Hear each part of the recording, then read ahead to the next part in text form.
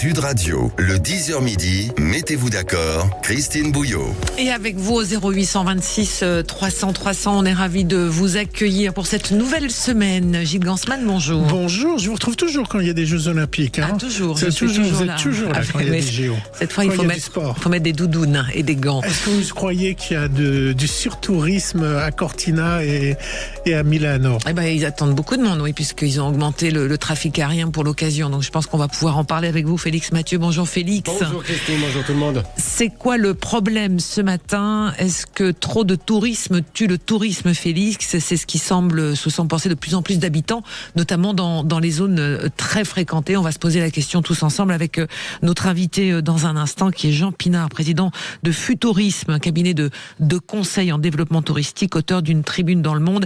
La notion de surtourisme relève du mépris de classe. Est-ce que c'est ça dont il faut parler aussi? On va voir ça avec vous. Le surtourisme... Oui, le dernier exemple en date, par exemple, c'est du côté de Rome, la fontaine de Trévi qui est devenue payante. Je ne sais pas si vous avez vu ça. Absolument. Parce que leur objectif, tenez-vous bien, c'est quand même de limiter à 400 personnes à la fois devant la fontaine. C'est dire qu'il y avait quand même une grosse affluence et qu'il y avait besoin de réguler. Du coup, c'est la solution qu'ils ont trouvée, 2 € pour garantir qu'il n'y ait pas trop de monde à la fois. Mais c'est qu'un exemple parmi beaucoup d'autres. Vous en avez eu plein récemment dans l'actu. Il y a eu, toujours en Italie, vous avez eu Venise qui a mis en place une taxe de 5 € pour les visiteurs d'un jour ou moins. Si vous partez un peu plus loin, au Japon aussi, il y avait un festival des cerisiers en fleurs. 210 000 personnes l'année dernière. C'était trop pour le site. Ils ne pouvaient plus recevoir tant de monde. On était bien au-delà des capacités d'accueil. Ils ont préféré mettre fin au festival parce que tout simplement, ça devenait ingérable pour cette municipalité japonaise. Donc vous avez comme ça plein d'exemples. Si on prend la France, il y a toujours ce sempiternel exemple du Mont-Saint-Michel qui est extrêmement fréquenté. Le Mont-Saint-Michel, c'était 1,5 million de visiteurs par an ces dernières années. Donc là on parle pas de quotas du côté du Mont-Saint-Michel, mais de mesures pour, on va dire, gérer les flux. C'est par exemple en empêchant de se garer trop près, donc ça veut dire qu'il faut passer par des navettes, et les navettes, on les espace pour faire en sorte qu'il n'y ait pas trop de monde sur site à la fois. Des quotas d'autres sites ont carrément franchi le pas. C'est par exemple l'île de Bréa en Bretagne, pas plus de 4700 touristes par jour. Oui, ça c'est un vrai sujet de gestion des flux, parce que ça pose des problèmes à la fois économiques, environnemental, et puis pour le plaisir aussi. Je pense aux touristes, parce que c'est vrai que c'est pas toujours très agréable, Gilles.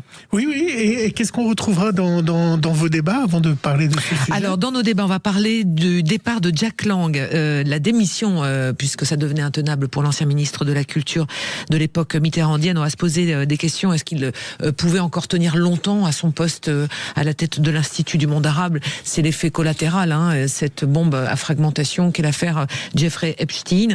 Et puis, la Grande Mosquée de Paris qui publie un guide de 1000 pages pour concilier, dit la Grande Mosquée, foi et république. Comment faire en sorte que nos concitoyens musulmans comprennent les enjeux autour des notions de république. C'est vrai que c'est un vrai débat. Est-ce que ça va servir à quelque chose? Est-ce qu'il va y avoir consensus? On en parlera notamment avec nos débatteurs tout à l'heure à partir de 10h30. Félix. Alors sur le surtourisme, je vous le disais, il y a donc ces problèmes de sites qui sont pris d'assaut, diraient ceux qui dénoncent le surtourisme. Il y a aussi la question du logement. Je ne sais pas si vous avez vu, c'est le grand classique. Souvent les habitants, les locaux dans les lieux très prisés. À Barcelone, c'est les premiers à avoir lancé le mouvement de ces lieux touristiques qui sont devenus déjà insupportables à vivre parce qu'il y a du bruit, parce qu'il y a du passage, parce que les gens font la fête et ne pensent pas aux habitants qui sont là l'année. Et puis des logements inabordables. Avec parfois des collectifs d'habitants. Ça commence par des collectifs d'habitants, puis des mairies qui embrayent. Si on prend du côté de Marseille, de Saint-Malo, de Paris, on a des mairies qui ont embrayé un peu après les collectifs d'habitants. Par exemple, du côté de Marseille, on a des propriétaires, des multipropriétaires qui ont été mis à l'amende. Pourquoi ça?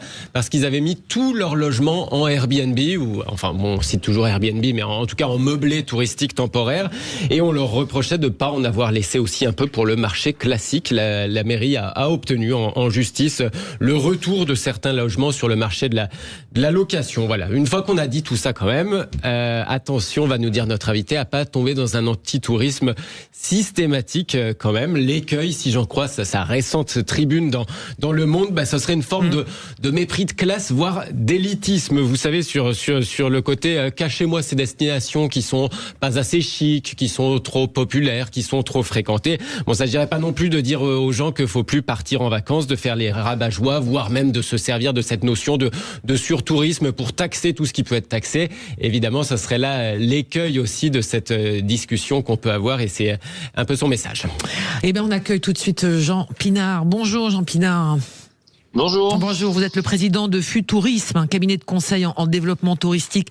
C'est vous l'auteur de cette tribune dont vient de parler Félix Mathieu dans les colonnes du Monde. C'est la notion de surtourisme, dites-vous, relève du mépris de classe. En gros, on ne veut pas voir ces classes populaires qui ont aussi envie de voyager. On a rendu aussi le tourisme plus démocratique avec le low cost, évidemment, dans l'aérien. C'est une évidence aujourd'hui. C'est trop facile, dites-vous, de taper sur ces touristes qui vont tous au même endroit, au même moment? Oui, c'est facile parce qu'ils n'ont pas beaucoup le choix, ces touristes. En tout cas, ces visiteurs qui viennent dans les espaces aménagés spécialement pour eux, spécialement pour les accueillir. Donc, il y a eu une espèce de dérive où on a commencé à parler de surtourisme. Vous avez cité les cas de Barcelone. Barcelone et les différentes villes qui sont concernées par ce qu'on appelle le surtourisme, c'est plutôt un usage dévoyé d'hébergement. C'est pas qu'il y a eu plus de touristes, c'est qu'il y a eu des hébergements qui ont été dévoyés et qui étaient prévus pour loger des gens à l'année, puis qui maintenant accueillent des gens uniquement pour une semaine ou 15 jours. Et c'est vrai que ça pose des vrais problèmes. Mais quand on dénonce le surtourisme en dénonçant ce qu'on appelle le tourisme de masse, donc le fait que beaucoup de gens se déplacent au même endroit, moi je travaille pour le Cap d'Agde par exemple en ce moment, c'est la plus grosse station européenne. Il y a un peu plus de 200 000 lits. Donc quand il y a 200 000 personnes au mois d'août au Cap d'Agde, il n'y a pas trop de touristes puisque ça a été aménagé pour les accueillir. Mais on a dévié pour dire que finalement, cette forme de tourisme qui concentrait beaucoup de gens au même moment et au même endroit, c'était pas bien. Mais il n'y a pas de gens en plus que la jauge ne le permet. Je fais souvent référence au Stade de France. Quand le Stade de France est plein à 80 000 personnes pour une finale de rugby, il n'y a pas de surfréquentation dans le Stade de France. Bon, c'est la même chose dans les endroits très fréquentés qui ont été aménagés pour ça, pour accueillir autant de touristes. Donc vous êtes plutôt pour les quotas finalement? Alors, il y a deux formes de surtourisme. Il y a celui que vous avez cité tout à l'heure dans les villes, et je le dis, c'est un usage dévoyé. Et puis, il y a des trop grosses fréquentations sur des sites naturels. Alors le premier à avoir réagi, c'est le parc des Calanques, qui a dit pour que l'expérience des touristes, parce qu'on pense aussi à eux, soit pas trop dégradée, on prend le principe de la jauge et on dit à certains moments, il va falloir limiter l'accès, donc il faut réserver à l'avance. Je rappelle que les Calanques, c'est pas payé, on réserve à l'avance pour y aller. Il y a des sites, alors, ce qu'a fait Venise, en disant on va payer pour rentrer, et comme ça on pense que ça va limiter, mais c'est de l'hypocrisie totale, parce que la ville de Venise, en même temps, finance l'aménagement et l'agrandissement de l'aéroport pour doubler la surface de l'aéroport et doubler la capacité d'accueil des touristes à Venise. Donc c'est pas très cohérent, et on voit bien que c'est la foutaise, cette notion de taxe. C'est pour se faire un peu d'argent, et après tout, pourquoi pas, mais si ça sert à améliorer l'expérience, on peut le comprendre. Mais le principe de jauge dans les espaces naturels ou dans la fontaine de Trévise, moi j'ai vu ce matin à Capri, c'est la même chose, c'est pour garantir une expérience qui ne serait pas trop dégradée parce qu'il y aurait trop de monde. Alors Jean Pinard, vous restez avec nous bien évidemment, et on vous attend au 0826 300 300 si vous êtes dans une zone justement où il y a beaucoup de touristes tout d'un coup le même jour ou pendant une certaine période et ça vous fait quasiment fuir, ou que vous ne pouvez pas vous loger parce que évidemment on est tous à la recherche de la bonne location pour les vacances au plus près du site touristique que l'on recherche, mais vous y habitez et que ça devient, moi je pense par exemple à Collioure, Banyuls, sur la côte catalane par exemple, ça devient un enfer tous les étés pour les résidents. Est-ce que vous comprenez l'agacement, donc, ou est-ce que vous dites, il faut aussi vivre de cette économie-là parce qu'il y a pratiquement plus que ça.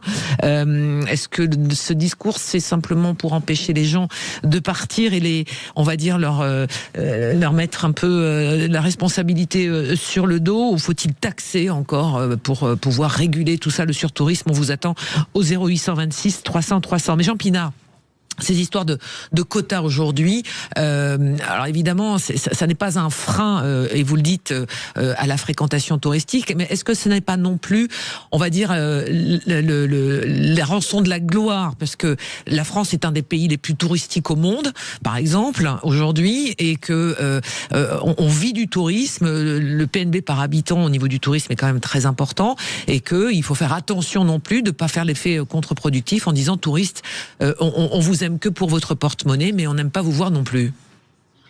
Ah, c'est clair, mais vous l'avez dit en faisant référence au poids, au PIB du tourisme en France, alors qu'est selon l'INSEE à 5%, selon les professionnels du tourisme à 8%, donc on va dire entre les deux. Mais je fais cette remarque parce que c'est d'actualité. Voilà une activité que Trump n'ira jamais taxer. Il pourra jamais nous mettre des taxes comme il le met sur ce qu'on peut importer, donc exporter, pardon. Donc, il faut qu'on soit vigilant. Le tourisme, c'est peut-être le truc qui marche le mieux en France, l'économie la plus performante. Et c'est non délocalisable en plus, hein. Et en plus, donc il faut qu'on soit vigilant par rapport aux excès que peut produire le tourisme. Mais je vous fais quand même cette remarque. Entre 2019 et 2024, l'augmentation des nuitées touristiques, c'est l'élément comptable qui permet d'apprécier la performance de l'économie touristique, elle est de 1,7%. Donc il n'y a pas eu de surfréquentation depuis 2019. Ça, c'est un mythe qu'on reprend à chaque fois.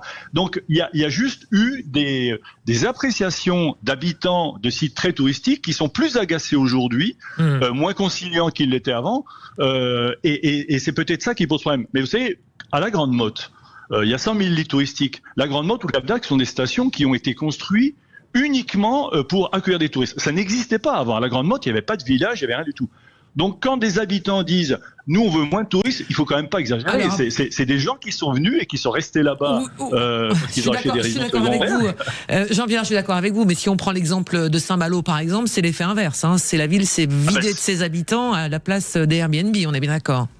Exactement, et avec une conséquence alors à laquelle peut-être personne n'a pensé, c'est que l'arrivée du TGV direct depuis Paris le vendredi soir, un double TGV qui arrive et qui dépose 800 touristes d'un seul coup, oui, effectivement, c'est un ça pose problème.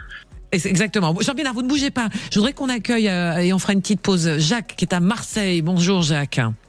Bonjour, merci de m'accueillir sur cette radio. Jacques, vous ne bougez pas, on va pas parler du PSG avec vous, on va parler de la ville. Je suis méchant. C'est gentil de faire enfoncer le cordon. Exactement. Allez, vous bougez pas Jacques, parce que vous vivez, vous, à Marseille, vous êtes Marseillais et vous avez une réflexion sur ce sujet du surtourisme et vous continuez de nous appeler aussi au 0826 300 300. À tout de suite.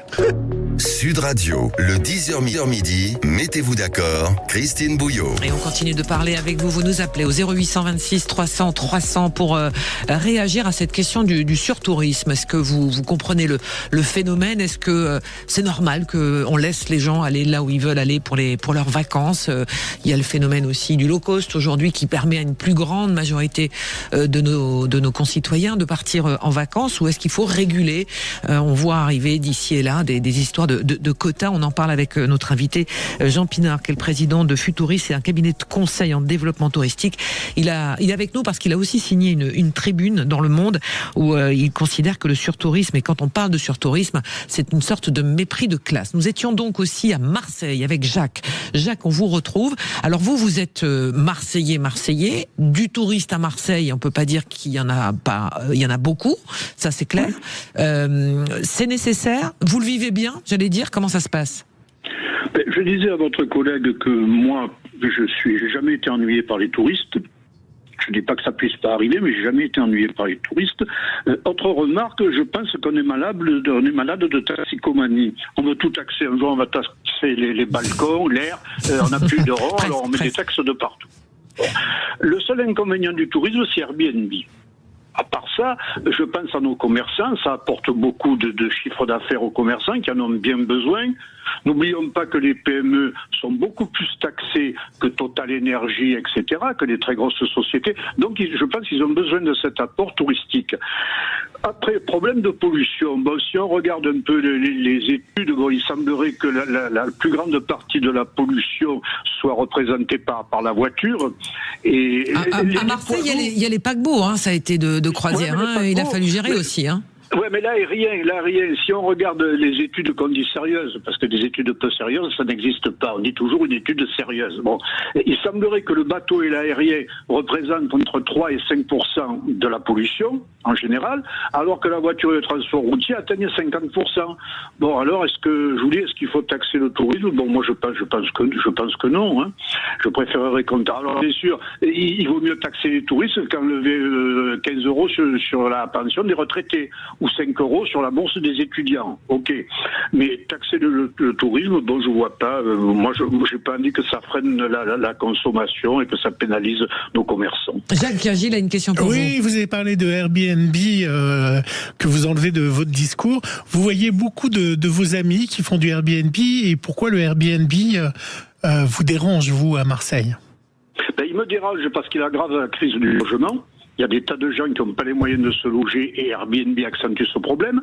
Deuxième chose, Airbnb, c'est des gens qui sont de passage, qui restent là un mois ou deux. Bon, ils font ce qu'ils veulent, ils tapent, ils jouent de la musique jusqu'à 4 heures du matin. Bon, quelquefois, ils dégradent les lieux. Mais voilà. Ça, c'est pas un problème de surtourisme, c'est un problème de savoir-vivre, Jacques.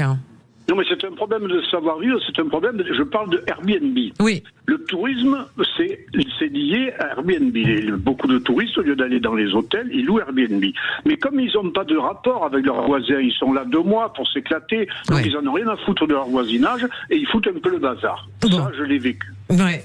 Jacques, vous bougez pas, merci beaucoup. On reste sur la Méditerranée, hein, puisque c'est quand même la destination préférée des touristes français, mais européens aussi. On va à Argelès-sur-Mer. Bonjour Diane. Oui, bonjour.